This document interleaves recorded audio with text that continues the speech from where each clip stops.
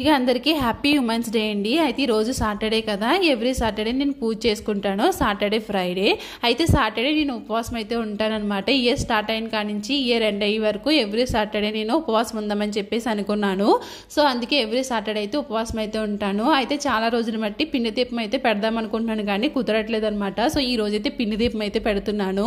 So బియ్య పిండి అయితే ఇంట్లోనే బియ్యం కడిగి ఆరబెట్టుకుని మిక్సీ చేసుకున్నాను అనమాట. అందులోనే నేను బెల్లం ఇంకా నెయ్యి వేసుకుని కొంచెం ఆవు పాలు వేసుకుని ఈ విధంగా దీపాల కింద అయితే చేసుకున్నాను. దానికి నామాలు అయితే పెట్టానండి. లేడాకులు వేసుకుని దాని మీద అయితే పిండి దీపాలు అయితే పెట్టేశాను. ఈ పిండి దీపాలతో పాటు మామూలు దీపాలు కూడా వెలిగించాను అనమాట. మొత్తం 5 దీపాలు అయితే పెట్టానండి. ఎవ్రీ సాటర్డే ఇలా చేయను. నేను మామూలుగా 2 దీపాలు పెట్టుకుని ప్రసాదం పెట్టుకుని అయితే పూజ చేసుకుంటాను. ఈ రోజు పిండి దీపాలతో పాటు కొబ్బరికాయ కూడా కొట్టుకుని దేవుడికి పూజ అయితే చేసుకున్నాను. ఈ ఇయర్ స్టార్ట్ అయిన కాడి నుంచి ఎండ్ అయిన వరకు నా ఎవ్రీ సాటర్డే పూజ అయితే ఇలాగే ఉంటదండి. మీకు ఎలా అనిపించింది ఏంటన్నది కామెంట్ చేయండి. నచ్చితే లైక్ చేయండి. బాయ్.